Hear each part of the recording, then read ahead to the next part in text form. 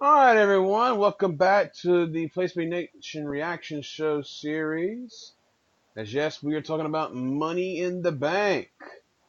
I'm your host, Chris Zellner, joined as always by my co-host on these shows, the Oracle of World Wrestling Entertainment, Mr. Devon Hales. And Devon, we haven't done one of these in, God, about 6 weeks. Six Yeah. weeks. Yeah, they one. I guess. It depends on if you're into the storytelling and whatnot, and it's for me it's gone downhill somewhat this year a little bit, but a 6 week build is actually quite nice instead of the 2 or 3 week builds we would get Yeah, last yeah, year. yeah, and, So and you we talked about it before the show. Yes, this was a long show. It was, I think, 275 minutes or somewhere around there. But it sure beats the hell out of very a long. split brand pay per view, doesn't it? Yes, it does. Yes, Maybe not for the definitely. talent. Although this one you could put more people on the show because Money in the Bank. But Sure. yeah, it's kind of a good thing. We got 5 weeks till Extreme 5 weeks Rules to too. Extreme So Rules, exactly. So yeah, I'm not gonna complain. That's for sure. Well, yeah, even with this long show and all these people on the show, there's still a lot of people that weren't on the show, and I mean, I saw multiple people on Twitter asking the question, "Where was the Raw Tag Title match?" Well, it was never scheduled to be on this show. it, it never was, and I expected it to be because they were clearly building up the B team to be the number I one think it's on Raw. contenders, and then they had and they are the number one contenders, and the match is going to happen. But I remember specifically paying close attention on Raw when they won when they won that battle royal. I was like, okay, they haven't announced a match for Money in the Bank. And I went on Wikipedia and I went on Cage Match and wherever, and I looked and I thought, okay, like legitimately to look up to see if that match was announced or put on the card, and it wasn't. It never was. And so there were people on Twitter tonight waiting and wondering if they had missed the match or if they had just been in some weird fever dream where the match had happened and they did, and they missed it, or like it never was announced or scheduled Believe me, for the there was a show. point in the show where I wish it would have happened instead of some of the stuff we did get. and, Yeah, and you that's know what? true. And to be honest with you, I think Chicago probably would have been great for that match because they probably would have been hot for the B team. Oh, sure. Oh, But absolutely. we did get a tag title match on this show, on the pre-show. SmackDown had their tag title match here as the Bludgeon Brothers faced Anderson and Gallows, Carl Anderson and Doc Gallows here. And, I mean, it's a good match. Good enough pre-show match, some good things. Um, Kind of felt rushed to me. I think they started the match a little later than they would normally start on a pre-show match, and they ended it with enough time to run 10 more minutes of video packages. So not a lot of time. Both teams still pretty decent. Nothing special. Bludgeon Brothers win. So, we'll see what happens there. But I was watching this match and I just kept thinking again and again and again. I've said this so many times. God, the associated with the Raw and the Superstar Shake-Up. Oh yeah. Good Lord. What were your thoughts on the match? And with the SmackDown Tag Division, where do Uh, we go? the match was good. It was only about 9 minutes. I was actually fine with that. I was pleased that they waited longer in the show. I was actually wanting them to, because I've seen too many pre-show matches over the last 2 years where they have a match and there's 20 people in the crowd, and it's like, you know, they they got to work in front of a hot Chicago crowd. They got into the match. They were behind the club, which makes Well, yeah. sense. The all-in hmm territory and the Bullet Club affiliation and whatnot. So I think it was actually kind of the right move to have the match later. And I thought it was a good match. I thought Carl looked awfully good in the match, actually. I've always thought he was solid, but I thought he looked really good here. Um, Harper and Rowan were good. Gallows his mobility is, sadly, for a guy who's still in his early 30s, not as good as he was even 3 or 4 years Yeah, ago. I saw him fairly Um, regularly. it's Here when he was running it's his indie promotion, and he was moving and sure. grooving around. But yeah, I mean, and he's got in great shape. It's not like he's overweight or anything. And they've been busting ass in the gym, and he's down at the Good Brothers Dojo a lot during the week. With all the guys that are working around here, Tyson Dean, Friday Daddy, Scotty Beach, etc. And I mean, it's not like he's not in great shape. I think he's just getting older, and when you're big Yep, like big big guy, guy. yeah, Yep, yeah, big guy. Knees and knees and hips, man. hips.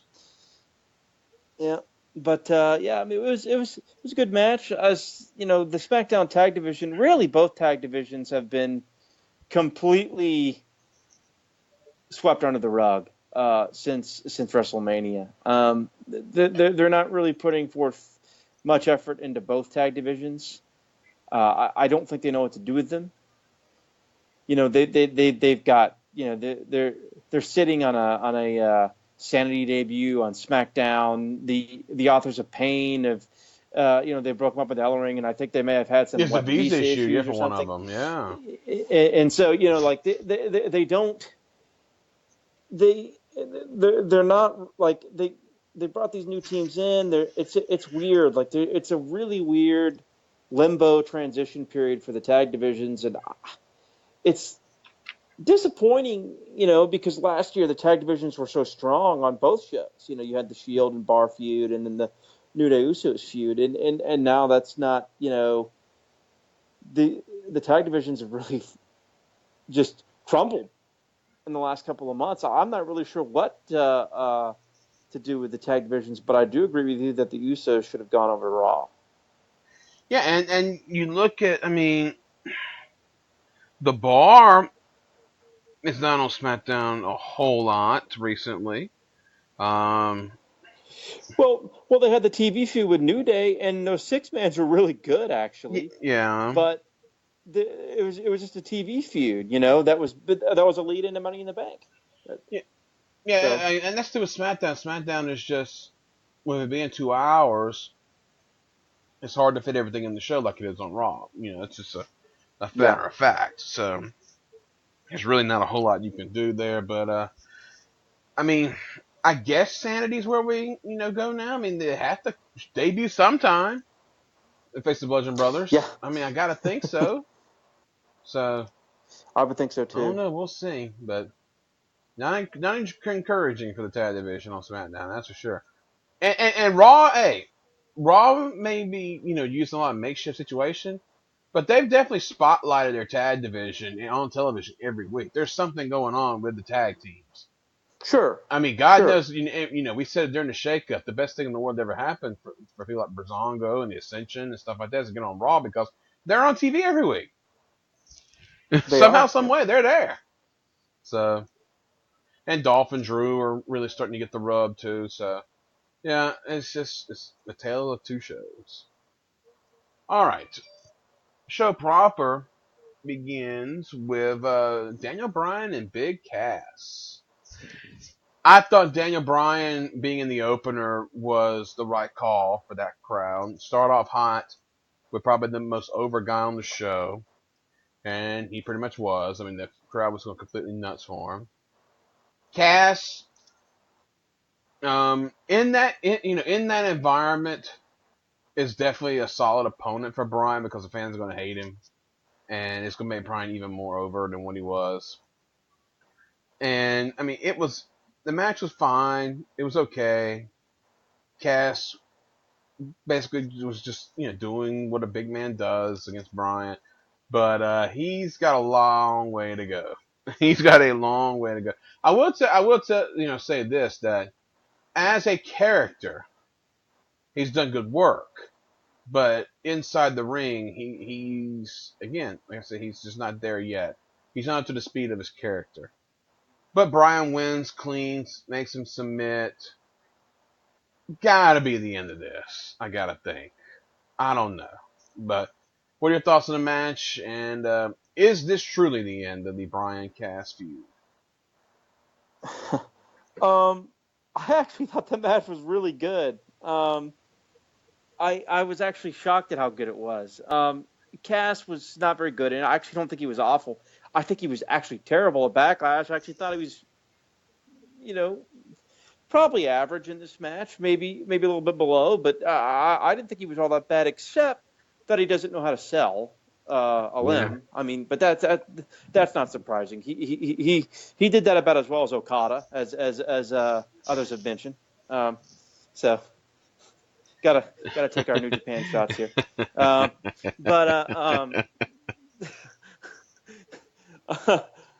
yeah, I actually thought the match was really good. And even though it went 15 minutes, I actually thought it was fine that it was that long. And Brian won with the heel hook, which is an awesome new submission finisher. Crowd was super hot. I gotta think this is probably the end of this. My biggest complaint about this feud, other than that, I don't think Big Cass is good in the ring, is I just think this was. I tweeted it out and I said, this is basically a long placeholder feud. But the key word is long. It was just too long. I mean, it shouldn't have gone 2 months. They should have ended it at Backlash and moved on to something else. It was a wise decision not to put Bryan in the ladder match. Yes. But they could have given him, hell, they could have put him in a single showcase and have him in a weird 2-on-1 feud with the Bar where he ends up facing one of them in a singles match of the show and has to deal with the other one on the outside of the ring during the match or something. They could have easily done that. Well, maybe Cesaro since there's the heat on Sheamus over the years, but even though I don't blame Sheamus for that, but just came to my mind. But yeah, I mean. This just went too long. The program went too long. I mean, I would be shocked there was a TV segment or two in the next couple of weeks where it continued. But I think it's pretty much going to fizzle out after this. It's done for.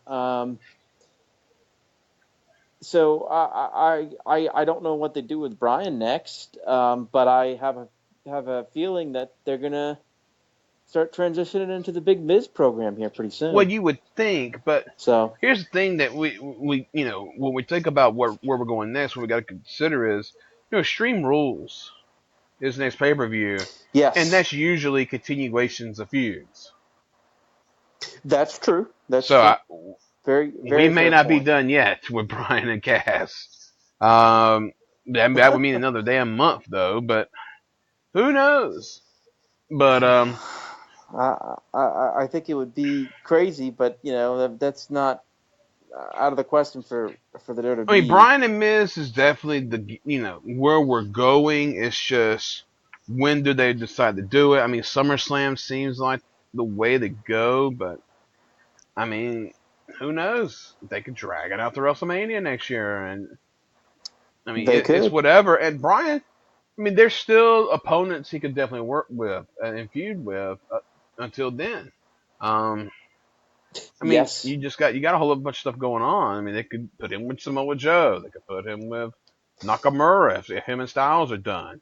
I mean, they could put him in different places. Put him, with, like you said, Sheamus Cesaro, the tag partner. Put him with Rusev. I mean, there's things they can do. It's just, what do they do? Oh, yeah. But I think the deal with Cass, though, is that once he's done with Brian, then I don't know where he ends up going and who he ends up with. That one's gonna be tough because I just need SmackDown babyface. The number one contender. Oh yeah, SmackDown babyface side is I don't know. Definitely interesting there, but the right guy won for sure. And this was better than Backlash. Yes. I will definitely agree with you there. Yes. Next we get New Day. And Kevin Owens is trying to bribe them with pancakes and syrup. And New Day was extra New Day-ish here. Really animated. And Owens left and they took his syrup. So, wacky segment, but it achieved what they were trying to do. Next, we get the first match in the feud of the past month here. I would say feud of the year, but I still think Bryan and Shane versus Owens and Zayn was the worst feud of the year. But You're Zayn's probably involved right. here. Sami Zayn against Bobby Lashley, and I'll tell you this feud's been terrible.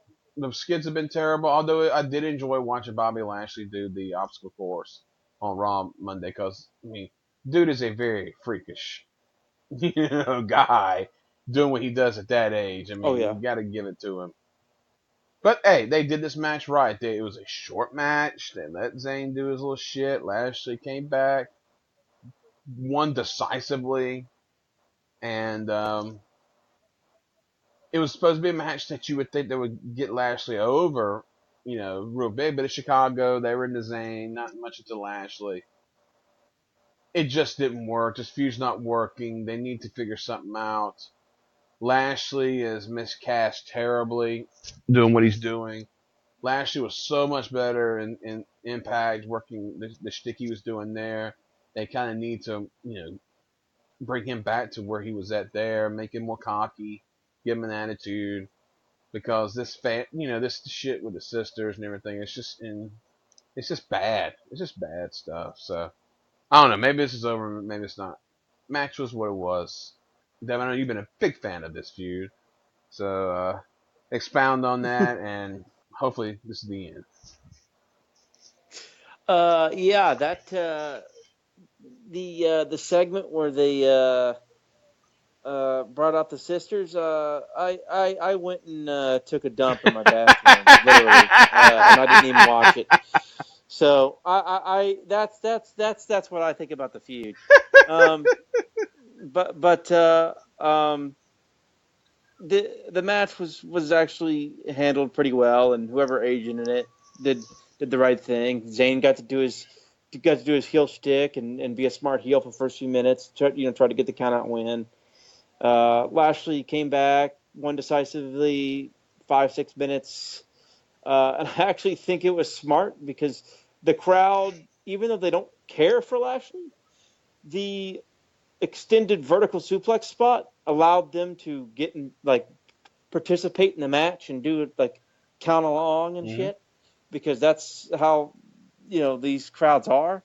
So that ended up getting him over, basically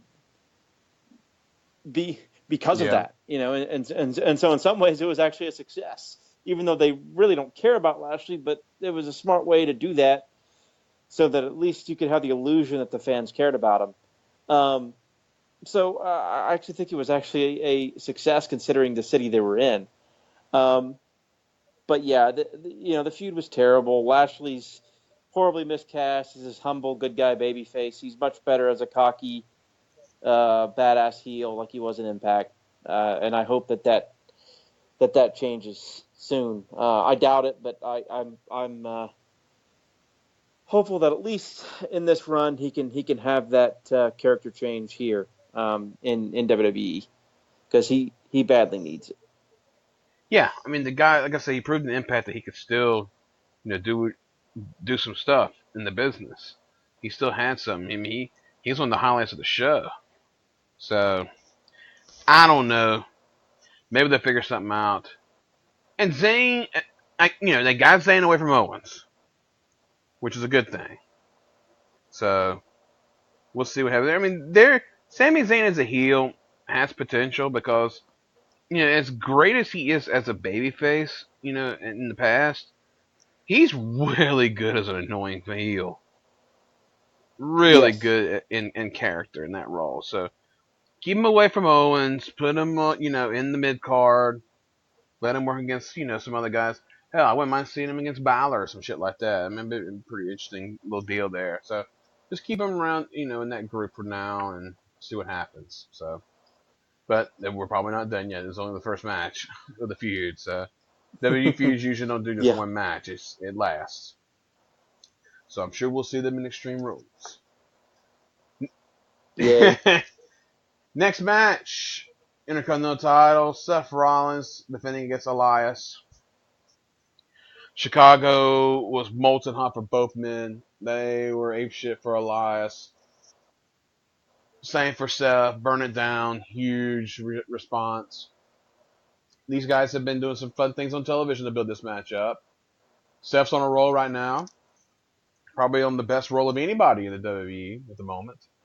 And this was a hell of a match. And I tell you why I really enjoyed this match a lot. Elias is such a different worker than just about anybody else in the WWE right now, and I'll tell you why that is. He's always bringing some different things to the table in each match. You never get all the same stuff with Elias. He's always got something different going on offense. He's always breaking something out and doing something different.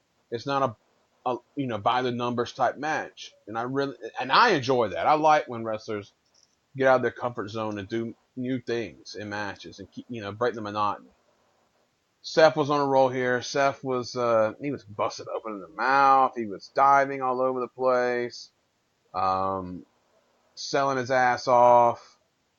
I love the finish. I know some people didn't, but I love the finish because it showed that Rollins, is so desperate to keep his title that he had to, use the tights to pin Elias, and it protects Elias that Seth had to cheat to win, to keep his title. Because Seth's thing now is, he has the main title of Monday Night Raw, and he's got to do what it takes to keep it. So I had no problem with the finish at all. So best match on the show up to this point, and Seth again continues his role. Your thoughts? Yeah, I thought this was a really good match. I thought, if you notice, most of Rollins' matches are usually more fast-paced. They slowed this one down, and people made good points on Twitter. It's probably because there were so many car crash matches on this show that they just said, slow it down and work a little bit different of a style, and they did, and it went well. I think Rollins' selling was actually quite good in this match, and typically I don't think that's his best attribute. The only part that I kind of rolled my eyes at was when he did the superplex Falcon Arrow spot. That to me felt like it was clearly just to get his shit in for the near fall deal. But otherwise, I thought he did a pretty good job of selling his neck and leg throughout the match. And I agree with you about the finish. I thought it protected Elias well. And I thought it, I think you made a good argument about Rollins trying to desperately keep the title because he sees himself as the main title holder on Raw. So I think that's a good argument there. Yeah, that's the thing, and they made a point during the match. He's just defending his title against everybody that's in his way, and he's got to do what he's got to do to win. And that's not necessarily the traditional babyface way of doing things. But Seth Rollins isn't a traditional babyface either. No, he's not. So that's another thing too. He does a lot of these traditional babyface things, but again, he's still Seth Rollins. He's got the past. So I had no problem with it. And Elias, again, I can't talk about Elias highly enough. His character's awesome. His in-ring is different. It's great in its own way. He's a guy, man. He's gonna be around for a while if he doesn't get hurt. So, but I will say this though, they're gonna have to put him over somebody soon. Yes. Who that is, I don't know. Same thing with the Velveteen Dream on NXT. Yes. They need to have Dream win a program too. Yeah. But yeah, they're gonna have to do something. They're gonna have to at least give him something, throw him a bone. That way he's not looking like a guy that's all gimmick and can't win matches. So yeah, I definitely think so there. All right, next we get the women's Money in the Bank. Going first here. Ember Moon, Lana, Becky Lynch, Naomi, Natalya, Charlotte Flair, Sasha Banks, and Alexa Bliss. Now, the women, to me, as an overall thing, especially on the Raw side of things, have been the highlight of WWE this year. Their I agree. matches Yep. have been tremendous, and because their matches are so different than the guys' matches, and that the fact is they go out there and they're popping each other. I mean, it comes off as is like a controlled frenzy chaos, and you watch those matches, and some of them, if you didn't know any better, you would think that these girls are really hitting each other. I mean, they're really laying these shots in, and they're doing all kinds of crazy shit. I mean, they're putting their bodies on the line, man. I can't give them enough credit. They go out there and they do it, and they did it in this match too. All of them, even Lana. I Yes. mean, She took a ladder bump, yes, like a hard one yes. too. And you look at this match. I thought this match was weird because every woman in the match was a babyface except for Alexa Bliss. I thought that Yes. was just a weird dichotomy there because, I mean, you got the Riot Squad on Raw, you got the former Absolution on SmackDown, you got the Iconics. All your heels are out. It's all baby faces and Alexa. Who Alexa was the most over person in the match as a baby face, which is funny too. I mean, when she came out, she got a huge pop. And then when Oh she yeah. won, she got a huge pop. And then what happened later, she got a huge pop. So, I mean, she's something else. And this match, man, I mean, she didn't do a whole lot in the match, but she did at the right time, which, there's things happening later. But, I mean, Right. this is a hell of a fucking match. Ember Moon and Naomi, to me, came off as the two that really looked the best in this match overall. I mean, they were doing all kinds of shit. Ember has something special about her, and when they finally decide to get behind her, which is funny because I mean, all that we talked about with NXT was, how there's no backstory to her gimmick. That's the main roster. You really don't need a backstory for your gimmick there. I mean, you just go out Nah. there and just perform, and she's been able to do that, and she's gotten over because of how crazy she works. I mean, she's full on 100% intensity on the go immediately. And whenever they do her and Sasha Banks as a feud, good Lord have mercy. Those are going to be crazy matches. But yeah, they look great here. Becky Lynch proved in this match, once again, that she may be the dumbest person on the main roster. And not for reasons that she would normally prove her in that way, be trusting everybody. She had this match won multiple times and didn't do anything. There was one spot where she just stood there on the ladder and just looked when she was by herself. I mean, it kind of exposes everything and when you do something like that. But just waiting to see what's going to, waiting on what's supposed to happen. Um, so God bless her. Becky looked good, but she was stupid. Charlotte, I mean, Charlotte did Charlotte things, and I know a few people thought she was going to win the match. She didn't. And the person I thought was going to win, and other people did too, was Natty because of the story they're telling with Ronda and all that. But what they did later on made sense and why they didn't pull the Natty trigger here. So it made it for itself in the end. Because when this match was over with, I was like, huh, this is interesting. Because Alexa didn't seem like the person that should win the match. But she did. But, I mean, and everybody, like I said, everybody looked good here. Alexa wins. We don't know at the time what's going to happen. I mean, I kind of speculated we would have a cash in after that. And, that's what happened. But, yeah, pretty wild stuff here. What you think about it? This was a good match. It was definitely a match with some exciting momentum swings and an emotional roller coaster type match. There were some people that didn't like it, and I actually sympathize with it. They really stuck. I mean, this was really, the entire match was really totally centered around just focusing on the gimmick and nothing else. They literally they put a ladder or two ladders in the center of the ring. Well, center, off kilter for 5 minutes, and the announcers had to bring it up. Yeah. Which was a good point, but still kind of funny. And they just did that, and they just revolved their spots around that. Now, the spots were exciting, and there was great drama, and the crowd was into it, and everybody worked hard, and the sloppiness, I think, actually adds to these matches, so I didn't have a problem with that. I just think it did get a little bit too repetitive, and there was something I think the match lacked a dynamic because of that, because they just kept doing the same thing over and over again.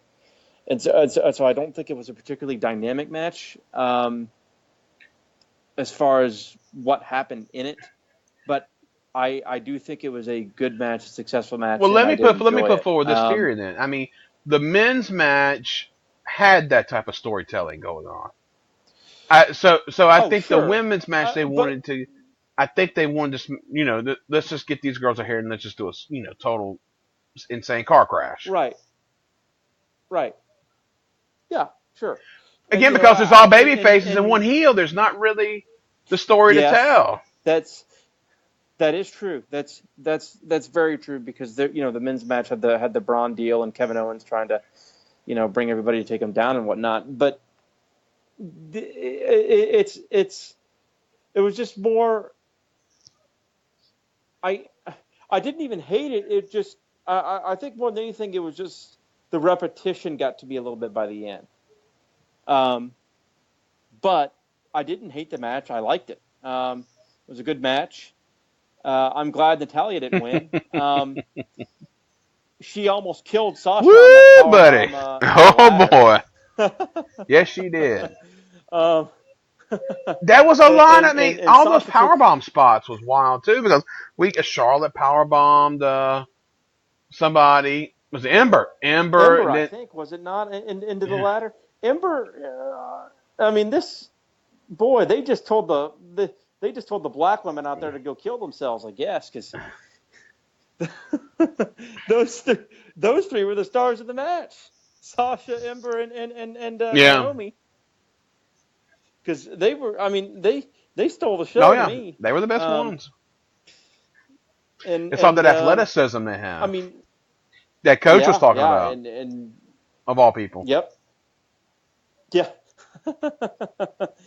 But yeah, they were really good in it. Well, Becky was probably just as good as they were, in my opinion. She was excellent in the match. But yeah, Alexa winning was an interesting choice, and it all made sense at the end there. We'll get to this. And this was always true, and this was always a fact. But tonight reinforced it, and it really became. Sometimes I forget, but man, do Vince and Kevin Dunn and WWE love blonde women. Oh, well, yes. I mean, Kevin Dunn. I mean, yes, they do. They love blonde women, man. Well, Alexa though, is a little different in a way. She's on the short side, but yes, they love blonde women. And in defense of that, Charlotte and Alexa and Ronda, who's amazing, and we'll get to that later. And also, Ronda's a totally different character. Oh, yes. To me, I mean, other than size and height, Charlotte and Alexa aren't that different character-wise to me. I mean, if you really study the characters, there are differences, and there's clear ones, but there's not much of a difference. Natalya is a little bit different, but it's just, to me, it's a little. Well, here's the thing. Yeah, Charlotte's. I mean, the thing is, Charlotte's a babyface. Well, a shitty one, but she's a babyface. Alexa is a heel, and great at it. Yeah, right. Yes, she's excellent at it. I just thought I'd point it out, and that's. I was a little disappointed with the Alexa win, but I'm just. It would be great to see. I don't know, a brunette or a redhead get a push or something. I know that sounds weird, but it's not even that I'm like anti-blonde or anything like that. It's just Well, that particular aesthetic. It's just very apparent, and it's like to me, it's starting to slightly become a bit of a detriment to the rest of the well, women's Nia rosters. Jax, hey, Nia Jax dyed her hair. Her hair was very, very light after she won the title. So there is that. That's true. There you But, go. you know, she's she's also a you know a monster, and either a bigger woman, and that's the bigger wrestlers are always an appeal for well, WWE and as she well. has the right So family too. yes, that's But very true. That's very true. the tip, But yeah. let me say that I like Alexa Bliss, people, and don't think I'm complaining a little, but I do think she's good, and I think most of the other blondes, not named Natalia Neidhart, are really good too. So Well, my thing is, I wasn't expecting Alexa to win like that. But here's the thing we got to think about with Alexa now, and you know, we'll just save it for later. But the prototypical Vince Kevin Dunn woman on SmackDown, and I'm surprised that they're not. Well, I guess it won't be long. Mandy Rose is the Kevin Dunn dream woman right there. oh yes, and she posted Oh, posted quite the enticing. yeah, her social media is quite the treat. God bless Tino Sabatelli. Yeah. Yeah, God bless him. I tell you that. Woof. My goodness.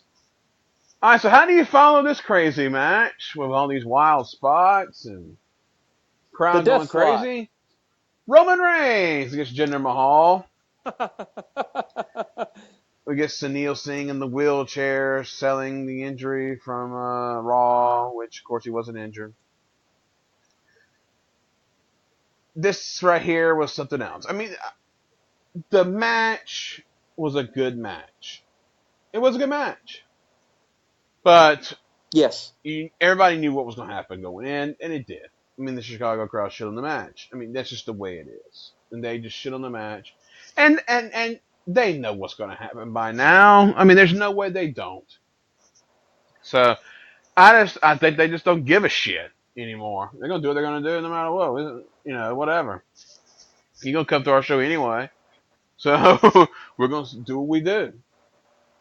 And, I mean, you would think Jinder would be the guy that you could get Roman cheered off of. He wasn't. The fans just didn't care about any of them. I mean, there was this match sucks chance that was prevalent. There's all kinds of stuff going on. Roman, God knows, we talk about Roman Reigns so much in the past few shows. It's just repeating ourselves. It's But Roman exhausting. Reigns is so fucking stale right now. It's insane, and he's again.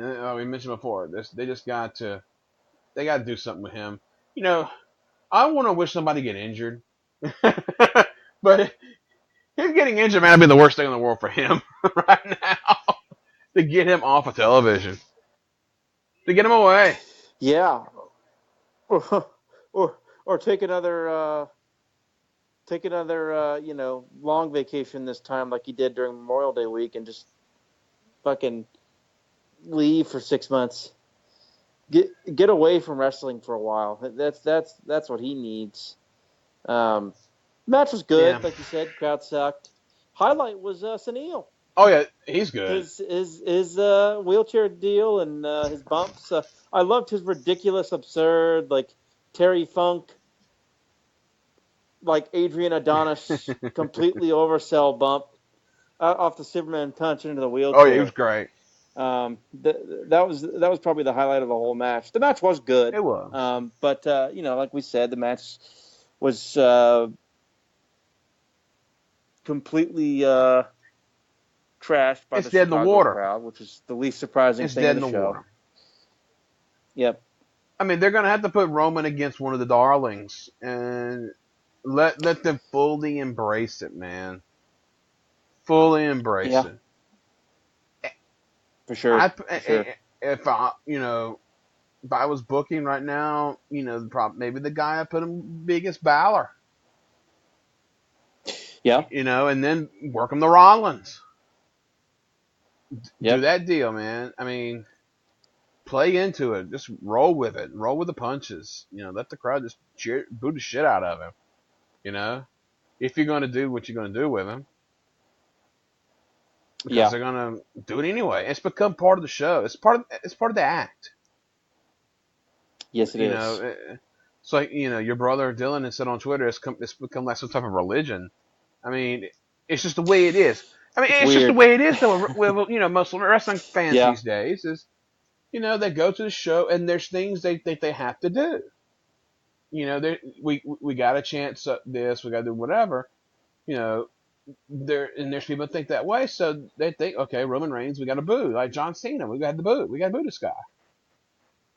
It's part of the thing. It's part of the show, and it's been embraced. And when they embrace it on commentary and mention it, that justifies it. So, I mean, this is what you put out there. So, don't get pissed off at them. If you're WWE, I mean, you're doing it to yourselves. You're doing it to yourselves. Yep. But I don't know. I don't know what we're going. I don't know what happens with Roman. I mean, I'm pretty sure him and Jinder are going to continue feuding. They'll probably have some big gimmick match at Extreme Rules. So, good luck. Very likely. Good luck with that one. So we're at the point of the show now where, yes, that was a good match, but I just didn't care. And I don't care no more about Roman Reigns right now. I know he's going to have a good match, and that's it. It doesn't matter. That's just what it is. Right. Then comes this match. People may know I'm not the biggest fan of SmackDown. I don't really care for the show. I normally tape between the sheets during SmackDown. So SmackDown's on mute, and I sit there and watch it, and I'm like, eh. So this match I had no care about. Carmella against Asuka. It had been widely reported that James Ellsworth was going to be in town, and he was. He was under the ring for this match and showed up wearing Asuka's mask and coat, which Asuka may have been more dumber than Becky Lynch in this situation, because you stood there like a statue for no fucking reason, because somebody was wearing her mask and coat, and then stood there the same amount of time just about after Ellsworth took the mask off. Carmella, as a character, she's good. She knows how to play her character. It's funny. She's a lot like her ex-boyfriend, Big Cass. It's amazing how they're alike in this way. But when it gets to the ring, she doesn't have it. And with all the solid female talent on that brand, her as champion is pretty ridiculous. In all fairness. And Asuka, good lord, I mean, it's amazing to me how she was so protected for so long in NXT. I mean, Triple H builds the brand around her in his own words, says she's the most important talent on the brand. And then she gets up to the main roster, and then especially when she goes to SmackDown, oh my lord. I mean, she can't win a match. And then she's like a complete fool here. It's amazing the 180 we've had on Asuka since she's left NXT. It's insane. And I mean, it was a great finish, though. I mean, Ellsworth up there, looking like a fool. Corey Graves said he looked like NWO Corey Graves, which I laughed at because of the hairstyle. But I mean, him coming back with Carmella, enhanced her character, because when he was there, he got her the heat she did have, and since he's left, her heat hasn't been as strong. So at least he'll get some heat back for her. But her as champion makes me not give a shit about the SmackDown Women's Division. I'm sorry. So match was what it was. Finish was fine. It's fun, cute, but What's your thoughts? I actually like Carmella more than you do, I think. She's not great in the ring, nor is she really good either. I actually think she does quite a good job of portraying her character in the ring and in matches. She's not a, she doesn't bump well. She doesn't need offense well. I mean, she's just not good at that kind of stuff. And that is an issue, particularly for a stooging heel. She should be champion. I mean, she's good Right, sure. at being a mid card type act. She's not Right. she's not what a champion type should be. Go Right. on. I love the finish. Ellsworth's terrible attempt at a wink was amazing. He looked especially Ellsworthian tonight. It was quite the return. Probably legitimately one of my favorite returns in a while, actually, because it was so absurd. Asuka does look like a dummy. The worst part about this is the booking of Asuka. Oof. I'm more and more convinced that the reason I'm still not convinced they're doing Charlotte Ronda next. I was for a while. I'm no longer convinced they are doing Charlotte Ronda next year. I just think they did the Charlotte win just to have a shocking moment at WrestleMania. I think that's the only reason they did it. Or at least it feels that way at this point. I don't know. We got to see how it plays out. You're right. But we're a long way away. There's a long road ahead. Yeah. But Charlotte's got to go get some surgery, it seems, here for the next month or so. But ruptured she'll implant, be gone which for a sounds while. delightful. Yeah. She probably won't be back till after Extreme Rules. Yeah, she'll be ready for SummerSlam, they said. Yeah. I mean, this match was actually okay. I thought it was actually safely good. I mean, it wasn't great or even really good. I thought it was. I thought Carmella's character work was fine. The crowd was behind Asuka. The finish was fun. I'm fine with this right now. I'm perfectly fine with Carmella as champion right now. I think they had to be careful about her having the belt too long. I think she's more inclined to be a transitional champion because I think, like you said, at the end of the day, she's much more efficient as a mid-card act. But Ellsworth will help her in the role and add to the act a little bit more, and particularly with the heat and whatnot. So this, I actually enjoyed this for the most part. Yeah, I mean, it just was. Asuka's well, the biggest negative is Asuka is been cooled off very bad. Man. Like just really cool. Oh, man, she looks like an idiot and is a loser at this point. And I don't understand that style of booking. Like they could have had some people think, well, she was already made because he won the first Women's Rumble, and I guess but she would have been made if she had beaten Charlotte, who's already made, by the way, and didn't need to beat her. She would have been champion, had a good reign. They could have had Carmella. They could have just randomly changed the rules and had Carmella cash in on fucking Nia on Raw the night after Mania and move over in the shake-up or something. Yeah. And had Carmella as the Raw champ or something. I mean, because you have to do the cash in eventually. I mean, they decided to give the damn thing, and you can't have the first women's Money in the Bank winner not successfully cash in. So, I mean, even if you don't want her to win the belt, give her that, and just, I mean, even if it makes the Raw women's division maybe a little insufferable to some for a little while, I mean, just at least at least you have a star in Asuka as a champion now instead of completely derailing her momentum. That's the biggest negative to me, is that they completely squashed her momentum. Yeah. And it's back to and it goes back to the white blonde thing a little bit. Yeah. They're the only ones that. Well, get Carmella's quite pushes. orange tonight. That's true. But I mean, that's a good point. That's a good point. And I hate bringing that up because people get mad about it, and it's like, I like Carmella, but it's just.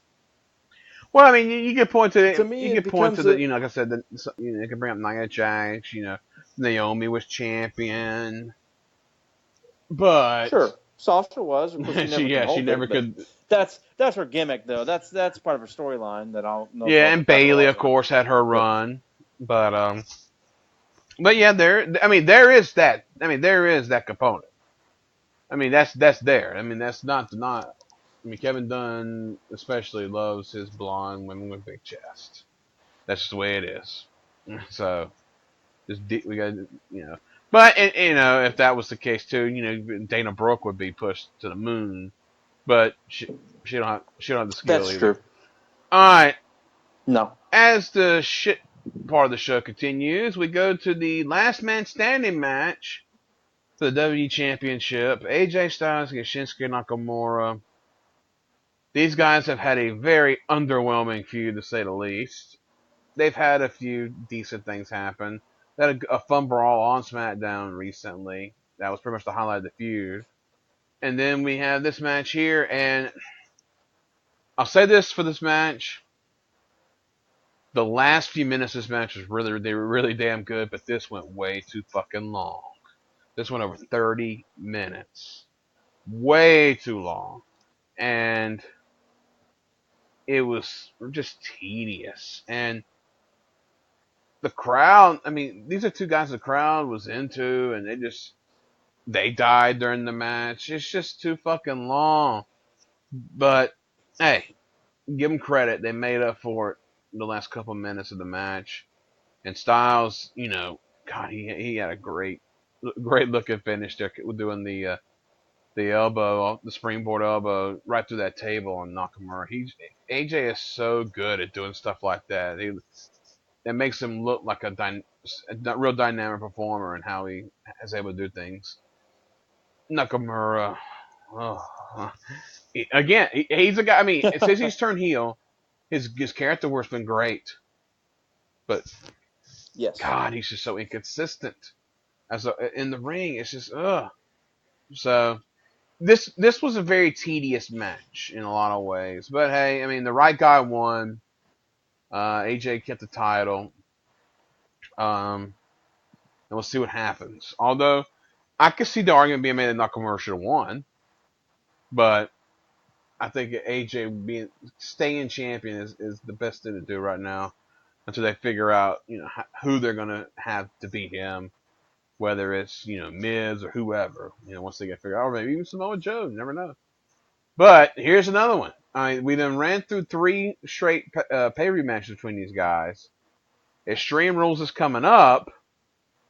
Do we have a 4th match between these two? So, your thoughts on that and the match itself? Surely not. I mean, I know the pay-per-view name is Extreme Rules. No, this was the last man standing match that the champ won clean for the millionth time in a row. Well, it was the first time, but the second time he won clean. But I think that's the end of this feud. I really do. And I think that's part of the reason why the match was so long. I actually thought this was an awesome match and a great match, but it was too long. Like, it was definitely too long. To me, this felt like if they had shaved off 5 to 8 minutes in the first part, I think people would have looked at this a little bit more positively. There are tons of people that hated the match, but I thought it was actually excellent and a great end to hopefully end, but I think it's the end of the feud. The punt and the nuts was amazing. I loved AJ winning with the forearm through the announce table because it was a callback to 2 years ago in that awesome Reigns feud at the pay-per-view where he ended up winning by countout, or it was a double countout. And to me, as a fan who has now who remembers that shit, to me, AJ was going, "Oh, I remember when I had Roman Reigns beat with this, but it was, we got counted out, but it's a last man standing match. So I can win with this." Like so I thought that was brilliant and a great way to end the match. Great match. Way too long, for sure, no question.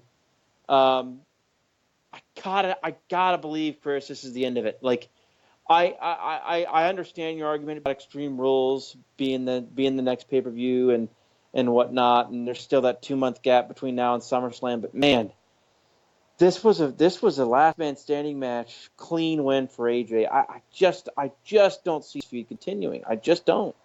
I gotta hope not. I don't. I find it hard to believe that it's going to continue. I actually think, I joked about it, and I think Robert did too on Twitter, but I think it's going to be AJ versus Big Cass for the title at Extreme Rules. And Big Cass will just be I can't do it. Will just be a Cass just. I mean, they just can't do it after Cass is with Brian. Well, they can do anything they want, but I mean, they just can't do it. Yeah, that's. I mean, I don't think they should either. I'm thinking Samoa Joe. Joe, you know what? Joe might be it. Actually, that's a great pick and answer. I can actually buy Joe way more than Cass. That's a good answer. And I bet it would be the start of a feud. And you know what? They might do like a 2 out of 3 falls or something. And then, I mean, this is just complete fantasy booking. And then they might go into a bigger match at SummerSlam or whatever. That might be the case. Now that I think about it, but yeah, I mean, I gotta think this is it, though. I mean, this has got to be it. Yeah, I mean, they gotta do something, man. I mean, and like I said, Nakamura and Bryan would be a great feud too, to start off with, you know. Oh yes, absolutely. And that may be something to go with for SummerSlam. That'd be probably a red hot match in in Brooklyn. Brooklyn. How about this? How about not having every damn pay-per-view a gimmick pay-per-view and just well, no, I know. But well, like I said, although Extreme Rules is historically a pretty good pay-per-view, and the pay-per-view that used to be here the last few years, Battleground, and Battleground was a historically bad pay-per-view. So let's just be happy that it's Extreme Rules instead of Battleground, which was those shows were awful. Yeah, I mean, the time has come where they really just need to quit. These theme pay-per-views, they just need to quit doing them. But that's a dead horse. That's a dead horse we've been beating on for years. But, I mean, yeah, I didn't hate the match. It was just long and boring. And I just don't care about the feud. It was long. I mean, that's nothing. I don't. Sure. I mean, I love AJ Styles. I just have no, and I like Nakamura in time, so I just don't have the connection. And this feud's been so bad. It's just I'm ready for it to be over with. It's like I just had no connection. It's just the main reason with this feud is the same thing with the Bryan Cass feud, and it's just gone on way too damn long, man. You know, it's just gone on for 4 or 5 months. It was time to cut the cord on this 2 months. And I think it goes back to SmackDown lazy writing. Yeah. And the thing is, I've actually liked SmackDown more than you have recently, just because the in-ring on SmackDown's been so good the last couple of months, with like big time Bryan matches. Well, yeah, they've been good, yeah. But Raw, I mean, we could talk about this, a little bit later towards the end of the show. But Raw just hasn't done anything for me lately. Well, Raw's kind of been.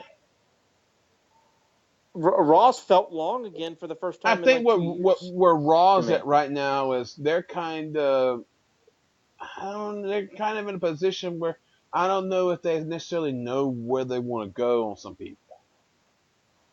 And I think they may be just they're doing different things. Treading water maybe what really hurts them is they don't have a champion.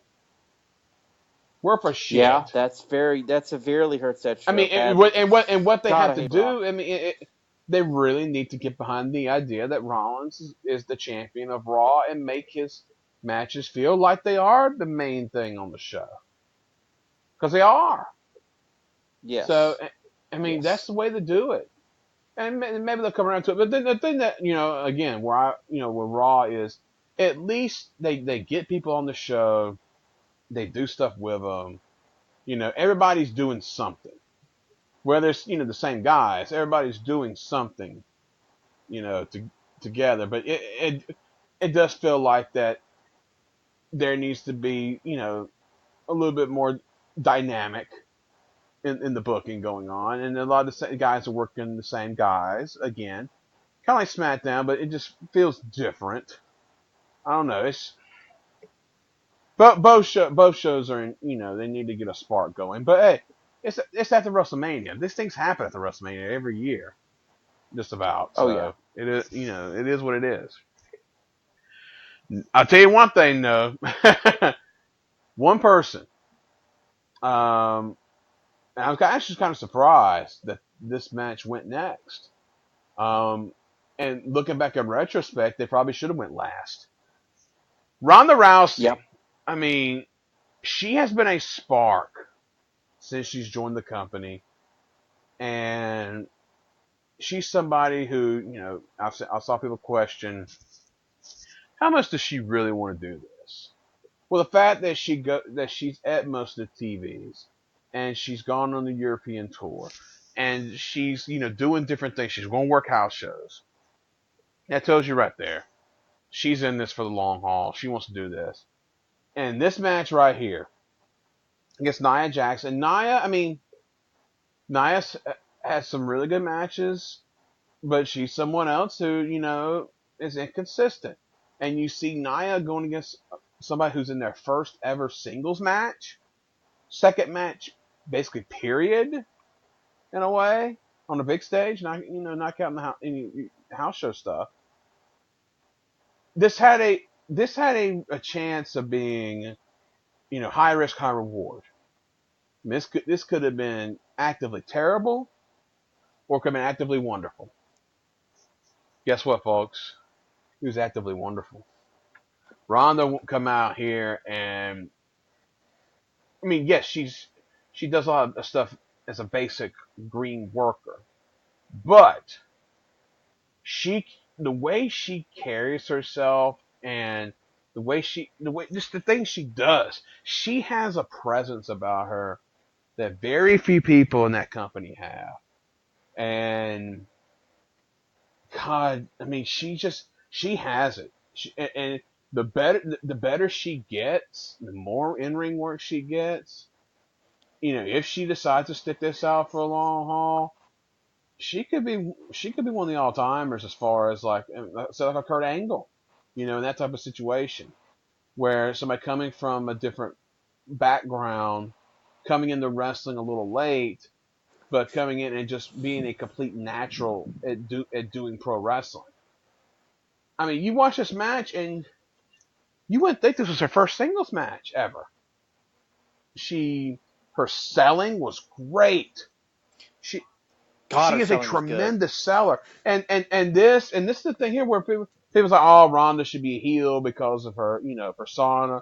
No, she's perfect where she's at, because she has that thing where she's a baby face. She sells like crazy. But then when she snaps and turns it on, she's this fucking monster. That's great for a babyface character to do something like that. And she was great here. Nia was really good at, keeping everything together. And the crowd was red hot for this match. They were into it. It was building to a really hot finish. Ronda jumping off the top rope with a great cross body block for a near fall was something I wasn't expecting. Man, it was just really tremendous. And then comes the finish where I know people could hate it because it's a cheap DQ finish, whatever. But this was a perfect storm to me. Alexa was red hot coming off Money in the Bank in that building. I mean, the crowd was into her. They into her winning. And then when all of a sudden you heard this huge pop come up, and then saw that briefcase, it's like, oh shit. And Alexa hit Ronda with the briefcase, caused DQ finish, and then she started hitting Nia with it too. So it wasn't like they were working together. And you could see that, okay, maybe they're gonna do the cash in here. But the way they did it was they teased it, and finally Alexa cashed in. And here's nothing to it, Ronda. Alexa went to the floor and just pounded her that briefcase, and Ronda went fucking flying over the announce table into the barrier. I mean, she didn't have to do stuff like that. She was very giving on doing that stuff. And Alexa goes in there and attacks Nia's arm, and eventually, decides to cash it in. The place goes nuts. She gets the win, wins the title, place goes even more nuts. Perfect storm for everything. And Alexa's back as champion. And here's what you got now. That's why it's tremendous booking. Ronda and Nia doesn't have a finish. So you can bring them back and have a rematch and do kind of like a de facto number one contender match. You have Ronda go over Nia there. And then you can have Ronda either face Alexa at the July pay-per-view or hold it off to SummerSlam. And Alexa is somebody who will definitely, cut the promos. And she will bring a character that will make Ronda even more of a babyface than Nia could. That's for damn sure. So I'm pumped for this, man. I'm invested in this one all the way. So I love this fucking segment, and it may be my favorite thing on the whole show, period. So, what's your thoughts on everything here? This match was incredible. Amazing match, like a legitimate 4-star plus match. Nia is much more suited as a heel. I think it's becoming more evident to me that she's actually a terrible babyface, absolutely terrible at it. Even in the ring, I think she's pretty bad at it. She's actually quite excellent as a heel monster in the ring, tremendous. And her basing has improved tremendously. She still has some issues. Every now and then. Tonight she didn't. Her basing was great. Against a fucking green competitor. Yes. Ronda Rousey was the best wrestler in the entire company tonight. She was legitimately the best wrestler in the company tonight. Nobody was as good as her tonight. And I seriously mean that. She was that good. Her selling was amazing. Her bumping was very green and reckless, but it adds to her matches. She probably should learn to protect herself a little bit, but at the same time, it adds to the matches. She's a complete fucking lunatic. I mean, she took the damn, the damn merry-go-round. Oh, the Samoan drop. Oh my gosh. Hey, but you know what though? And the damn. We talked about this earlier in Money in the Bank. Those other women are doing the same shit. She fits perfectly with them. Yeah, I mean, Sasha Banks took the damn Ember Moon, springboard cross body violently. Yeah, so she fits in perfectly. I mean, that was insane. So, I mean, God, I can't wait to see a Ronda match. Good Lord. Ronda Ember. Oh my God, that happens. Yes. Yeah, Ronda was amazing here. I mean, the fucking tumble out of the ring after the powerbomb. God, that was that. And I'm not sure if that was on purpose. It might have been, but man, she sold that. God, and the Nia threw her against the fucking wall. When the powerbomb spot. Oh, good Lord. I mean, the match was absolutely tremendous and amazing. Ronda hitting the crossbody and then getting confident and pumping her chest like a fucking wild. Yeah, Nia kicks out and Ronda lands on her feet and does that shit. And the crowd went batshit, and then the camera work at the finish would right before Alexa came out when Nia slowly lost her grip, and she realized she was basically going to have to tap out, and Ronda was about to rip her arm off, and then Alexa comes in off screen, and that production of that was give Kevin Dunn credit, folks. I know we take our shots at Kevin Dunn a lot, but they did a great job. In fact, he's actually caught he caught that Daniel Bryan dive really well tonight, too. Yeah, we got to give him credit. So give him credit there. The Alexa cash-in was great, a great moment. All three women were protected. Obviously Alexa has kind of in her ways her belt back. I think she has strangled. Last year it felt like she kind of strangled the Raw Women's division a little bit. A lot of that was because she didn't defend the title a lot last year, if you recall. There was a large gap where she didn't defend the title. I don't really think that's going to be the case this time around, which will be nice. Here's the thing, too, we got to think about as well. I mean, they have put Alexa against the Riot Squad before on television, so I mean, Alexa and Ruby Riott could be something that could be, in play too. I mean, Yeah. there's things they Yep. can do. Yep. Yeah, Alexa and Sasha, Alexa Yeah. and Oh yeah. Bailey, have been done, Oh yeah. but there's things in play. They're I think Riot Squad are being positioned as the mid card heels in the women's division, which is fine. I think they need to do hierarchies in these women's divisions, and I don't really know what they're doing with the Riot Squad, making them like punk mean girls, which is kind of weird.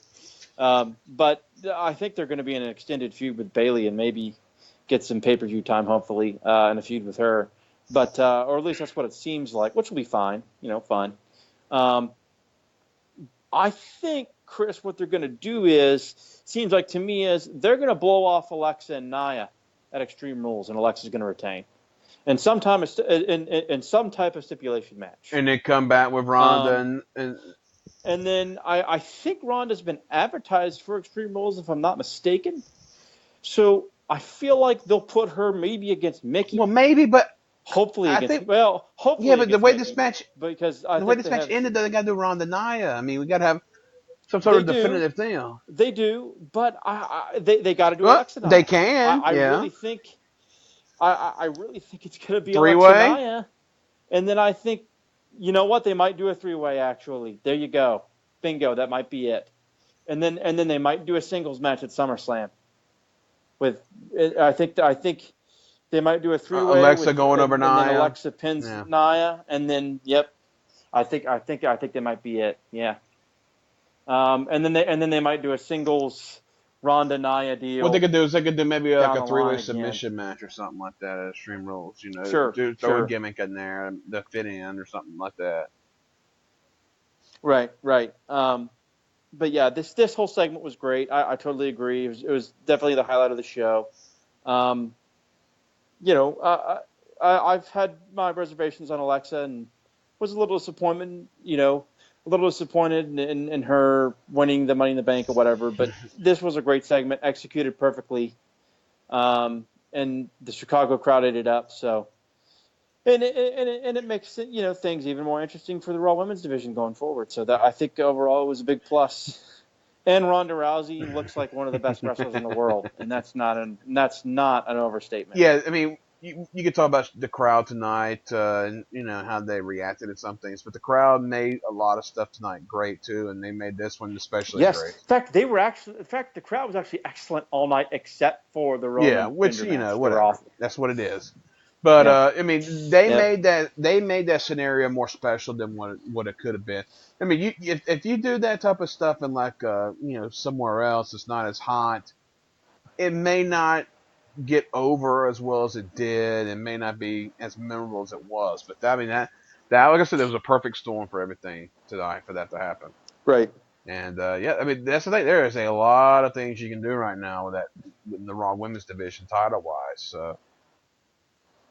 Yeah, I mean, I loved it. I was excited after that one. And imagine if that would have went on last. I mean, the lasting impression of the show was what that was. I mean, that'd been great. But it wasn't. The men's Money in the Bank was last, and I understand why they did it last. But I was definitely interested in who won this because, Alexa's on Raw. She won the first one. Normally, I kind of like to split it up and have, somebody from the other show win the other one. Well, it didn't happen here. And the obvious person actually won. As we had Kofi Kingston representing New Day out of the three. Rusev, The Miz, Bobby Roode, Finn Balor, Kevin Owens, Samoa Joe, and Braun Strowman. And this was a crazy match as well, but it was crazy in a different way. The early part of the match, they were trying to get rid of Braun. Buried him under ladders. Everybody took their turns on him. Didn't work, as expected. And when Braun got off them ladders, man, he was just fucking insane. He beat the shit out of Balor, Rude, then went running through a ladder. And the best was The Miz was about to climb up the ladder. Watches this go on and just stands there like a statue, froze in shock. And then Braun just casually walks in there and just pounds him in the chest. What a great spot. And then Kevin Owens died for us tonight. falling off the top of that ladder to that Yes, he table. did. Give him credit. That's a long fucking drop. And that table bump didn't look that great either for him. And he wasn't seen for the rest of the match. he was out. He was done. That was a hell of a bump for him. So give him credit. But yeah, I enjoyed the match. I thought it was really fun. Kofi, I would have loved to see Big E in this match, but Kofi, this is the type of matches that he excels in, and he did great. And I love the spots that they were doing. Balor doing the coup de grace off the ladder that was on the floor, back into the ring on Rude. Joe just being Joe. Joe and Rusev had a lot of fun stuff. Rusev and the Stackalade at one point. We had three guys, and then Joe coming up with the Coquina Clutch. Yeah, this was a blast. Fans were really in the Miz.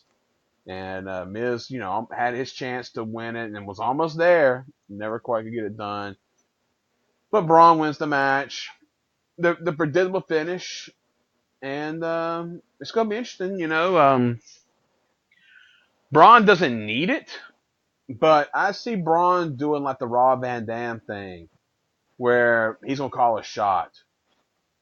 He's going to say, I want Brock at SummerSlam. Like Van Dam did, was it cashing against Cena, right? He called a shot. Yes. So that's what I see Braun doing. Which, hey, that'd be cool. Or like when Cena did, when Cena called a shot as well. I got no problem with that. So, and maybe Braun will end our long national nightmare of Brock Lesnar being Universal Champion. And look at somebody get the belt off of him. God, please, yes, please. So, Braun's a guy. The fans are into him. They're cheering. He has an aura about him that nobody else really has in the company in his regard, being the monster at his size and doing the things he does. He's taking over, man. He's taking over from Roman Reigns as the guy. And I have no problem with it, actually, because Braun is so good at what he does. So, Team Little Big. Collected both Money in the Bank briefcases tonight. That's right. Alexa called it on Raw. She sure did. So maybe they had mad passion and sex somewhere after the show. Sorry, Buddy Murphy. But your thoughts on the match here and Braun holding the briefcase. Match was real good. I liked it better than the women's match. They had the implemented story of Owens trying to recruit everybody and throughout the show and throughout the week. Then they did it. They helped him. And they did. I love Joe calling back to the pre-show segment where he yells at Owens to climb up the ladder and says, "Get your ass up there if you want to do this. Get your ass up there." And then, of course, he gets flung off. That would have been the worst table bump that I've seen in a while, except for, Tommaso Ciampa getting his back scarred up last night. But, God, that bump was crazy. Hell, that Gargano Ciampa bump was like an ECW Tommy Dreamer bump off the damn crow's Pretty nest. Wild. Whatever the hell they call it.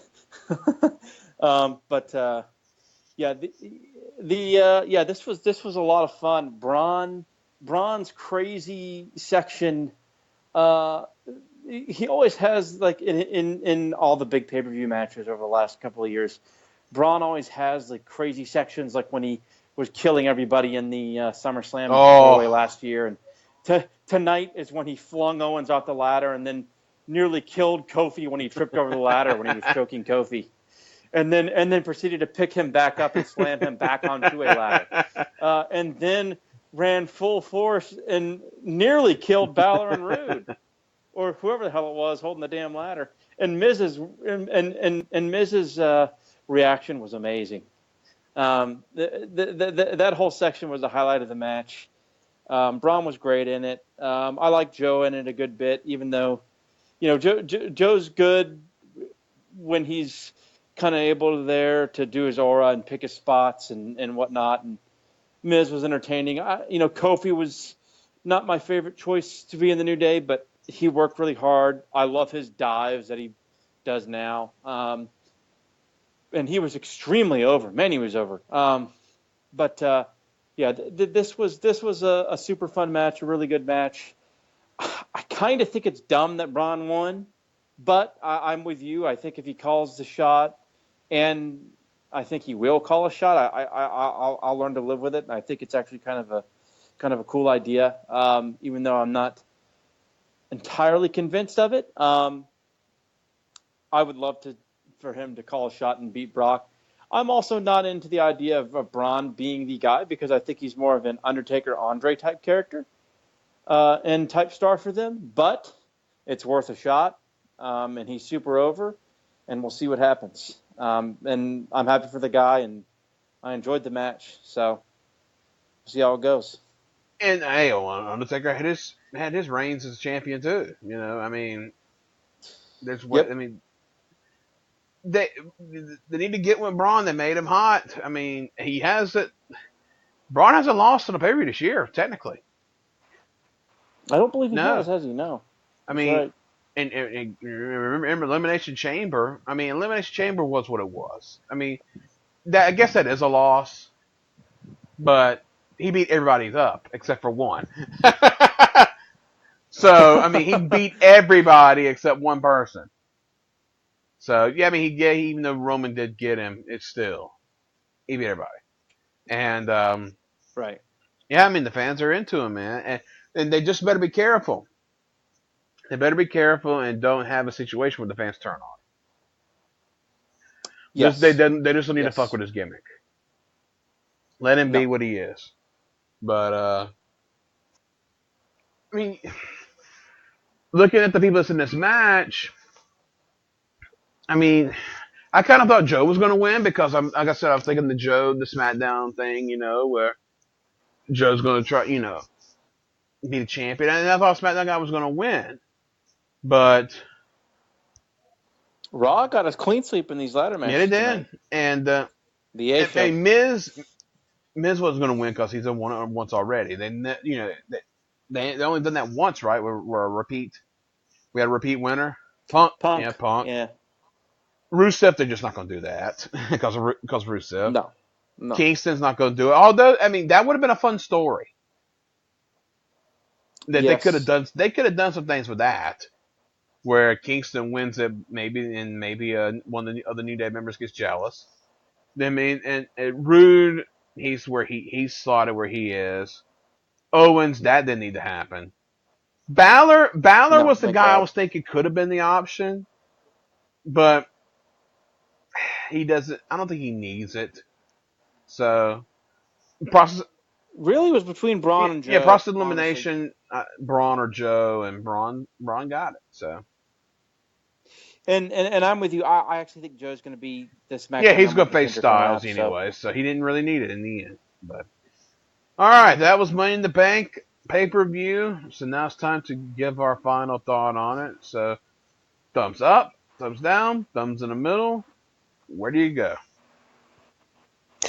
I'm going to give it a thumbs up. This is the best WWE pay-per-view since Elimination Chamber, I think, and I think it might have been better than the Chamber. I think it was. It wasn't as good as the Rumble was, but I think it was right below the Rumble. I really enjoyed this show. I'm going to give it a thumbs up. I'll agree. I mean, it was way better than Backlash. It was way better than WrestleMania. Boy, that's Backlash the whole show. I mean, goddamn, anything's better than Backlash. But I mean, and Elimination Chamber. I mean, if it wasn't better, it's right there. I mean, they're right there together. I definitely enjoyed the first half and the back half of the show, no doubt. So the middle was what it was for me, but first half, back half were great, and you know that Nia Ronda match that's just crazy. Something that's you're going to talk about for a while, and all the stuff that comes out of it. So yeah, definitely a thumbs up show for me. So we'll see what happens in June for Extreme Rules. Not June, July. July on Extreme Rules. God, I'm in the wrong month. And we'll see what happens there as we'll be on the road to SummerSlam after that. And, yeah, it's been a long night, folks. 275 minutes for that pay-per-view. Woo. All right. and, if I wasn't so tired, I'd talk about NXT maybe. But If you haven't, It was a great yeah, show. That's if all you everybody needs to haven't know. watched Takeover yet, what's wrong with you? Go watch it. Especially watch that opening match. God damn. Yes, And watch that opening match. Ain't go down a Champa, but watch that opener. Believe me, you'll love it. All right, Devin, thanks as always for being on the show. And followed him on Twitter absolutely. at King Motivator H. Make sure you check out all of his stuff there, especially his rankings, because he puts out every month. And good stuff, definitely. And you can follow me on Twitter at Kris Zellner, KrisZellener. Of course, in all my shows I got going on, X on Bass Street, Between the Sheets, etc. So we'll be back next month for Extreme Rules. This is Kris saying so long from the Peach State of Georgia.